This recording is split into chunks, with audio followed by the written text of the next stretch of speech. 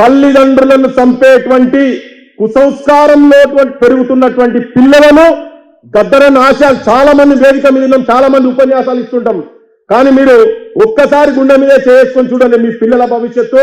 సమాజంలో ఉన్నటువంటి చాలా మంది అర్బన్ సెగ్మెంట్ లో కూడా ఇటువంటి పిశాచాలై తిరుగుతున్న ఇటువంటి వీటిని అరికట్టేందుకు నాయకులందరికీ పర్సెంటేజ్ పోతున్నాయి. నా వ్యక్తిగత అభిప్రాయం ఇది. ఇవన్నీ ఆపాలంటే, తన ఆశయాలు నిజంగా నెరవేరాలంటే, ఒక నూతన సమాజాన్ని నిర్మించాలంటే గద్దరన్న సాహిత్యాన్ని నిర్మోహమాటంగా నిర్భయంగా చాటి తనాయించి సమాజం లోపల తీసుకుపోయి యువతరాన్ని తయారు చేయాలి.